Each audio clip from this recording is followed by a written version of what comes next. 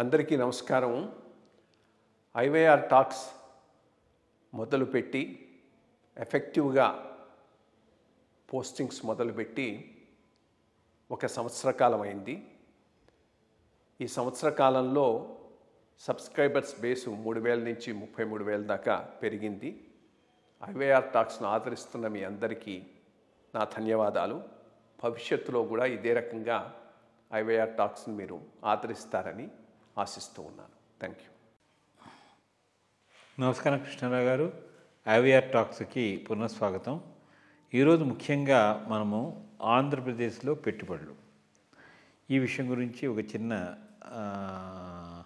విషయం గురించి శోధిద్దాం. ఇప్పుడు గత 3 రోజులుగా విశాఖపట్నం కేంద్ర బిందువుగా ఆంధ్రప్రదేశ్ గవర్నమెంట్ ఒక సమిట్ అనేది నిర్వహిస్తోంది. దీనికి ముందుగా ఇప్పుడు ఢిల్లీలో జరిగినటువంటి ఈ కట్ అండ్ రైజర్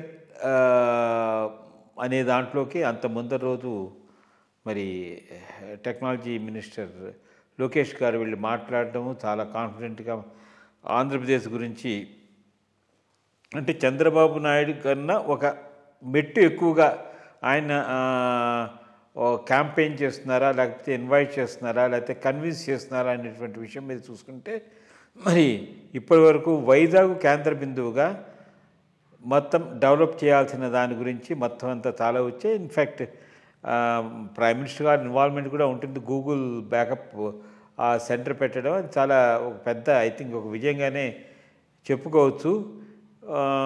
దానికి ఇన్ఫ్రాస్ట్రక్చర్ దాని గురించి 2-3 రోజుల్లో సదస్సు జరుగుతున్న దాని గురించి చెప్తే, మరి ఇప్పుడు ఆ భోగాపురం ఎయిర్పోర్ట్ కనుక వస్తే హైదరాబాద్ని మించి జిఎంఆర్ వాళ్ళది వైజాగ్ డెవలప్ అవడానికి అవకాశం ఉంది. ఇన్ఫ్యాక్ట్ చంద్రబాబు నాయుడు కూడా అందరితోనూ చెప్పి ఆయన స్టైల్లో ప్రతి వాళ్ళని కన్విన్స్ చేసి కన్సెషన్స్ ఇవ్వడము, తర్వాత ఇన్ఫ్యాక్ట్ ఆయన చెప్పిన మాట ఏంటంటే 10,000 మంది ఒకే చోట అకామిడేషన్ ఇచ్చి ఉండే సమ్మిట్ ప్లేసెస్ అవన్నీ క్రియేట్ చేయాలంటే ఆయన విజన్ ఎంతవరకు వెళ్ళింది అనేది మనం ఆలోచించుకోవచ్చు.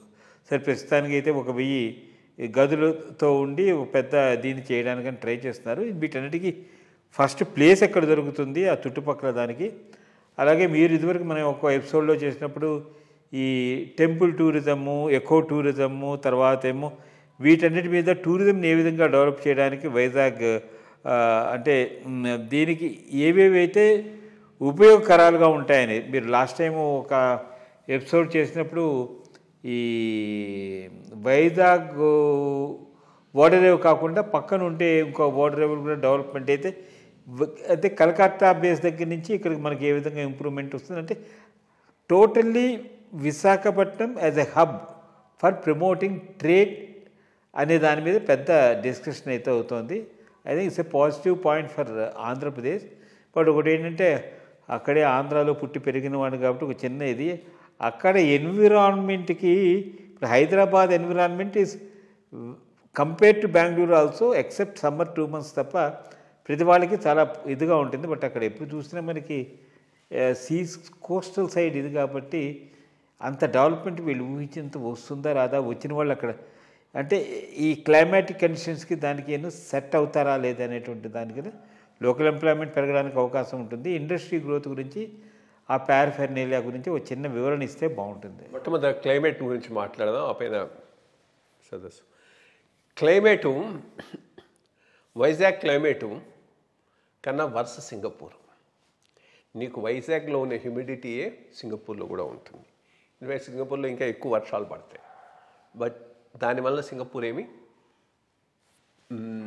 లెస్ ప్రిఫర్డ్ డెస్టినేషన్ కాలేదు, వరల్డ్లో మోస్ట్ ప్రిఫర్డ్ డెస్టినేషన్ అయింది. కోర్స్ అప్పుడు లీ క్వాన్ యూని ఎవరు అడిగితే ఈ సింగపూర్ డెవలప్మెంట్లో 2 ప్రధానమైనటువంటి పాత్ర పోషించినవి ఏమిటి అని అడిగితే 2 చెప్పాడు. ఒకటి మలేషియా నుంచి విడిపోయి మేము రావటం, బికాజ్ అంతకుముందు ఇట్స్ పార్ట్ ఆఫ్ మలేషియా, అక్కడి నుంచి వచ్చిన తర్వాతనే డెవలప్. రెండోది ఎయిర్ కండిషనింగ్ అని, బికాస్ ఎయిర్ కండిషనింగ్ వలన ఈ క్లైమాటిక్ మైనస్ను వాళ్ళు ఓవర్కమ్ కలగలిగాడు. అదే same thing will also apply for Vizag.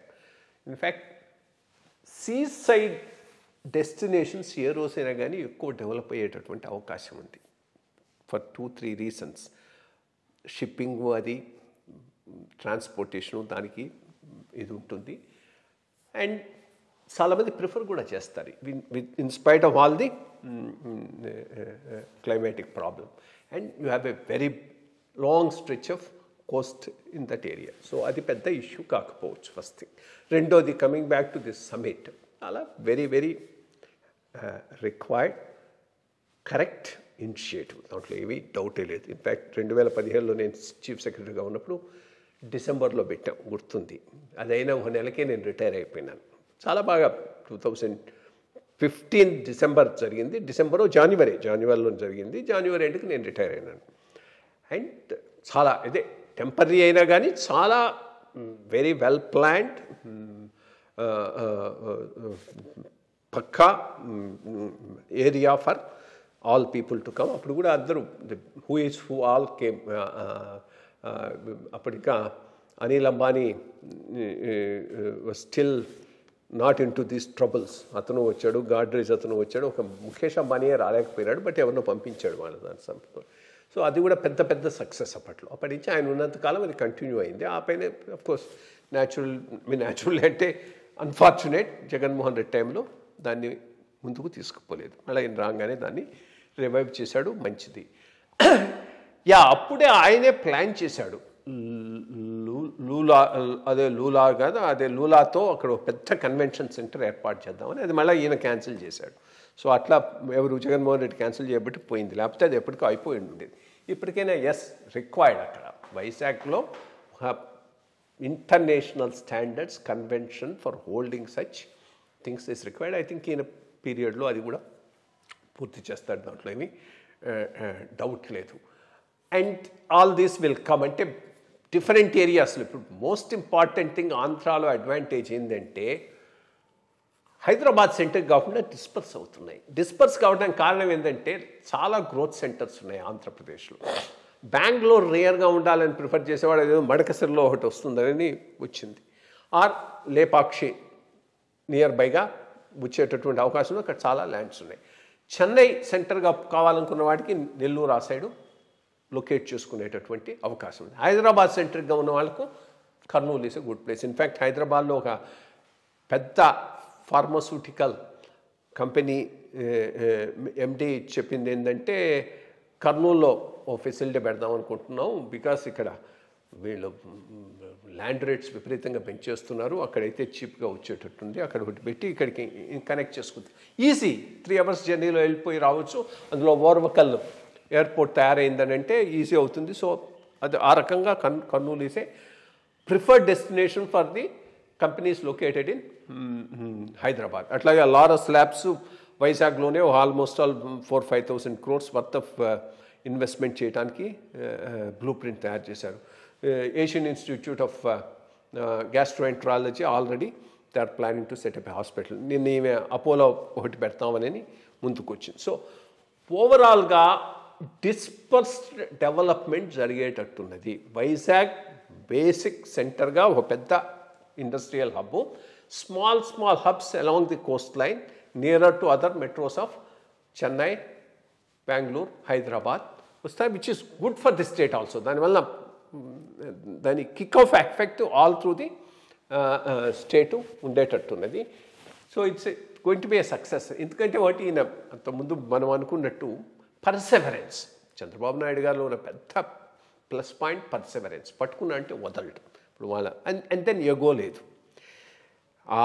ఆ డీలింగ్ విత్ దోస్ ఇండస్ట్రియలిస్ట్ ఈయన సేల్స్మన్ లాగానే పోతాడు. పెద్ద నేను చీఫ్ మినిస్టర్ను నా ఇది లెవెల్ అనేది చూసుకునేటటువంటి సమస్య ఉండదు ఆయనతో.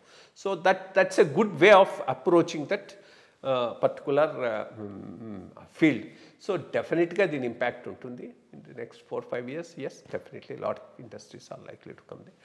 Only thing is infrastructure wise ఎంతవరకు ప్రొవైడ్ చేయగలరు. ఇప్పుడు ఉన్నటువంటి మేజర్ పాపులిస్టిక్ కమిట్మెంట్స్తో అది ఇర్రెస్పెక్టివ్ ఆఫ్ ది రీజిమ్ ఆ కమిట్మెంట్స్ ఉండిపోతాయి.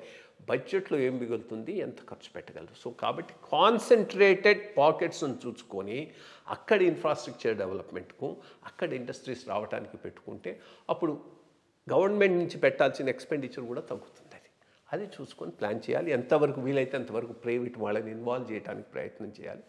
చేస్తే తప్పకుండా ఇది సక్సెస్ అయ్యేటటువంటి అవకాశం.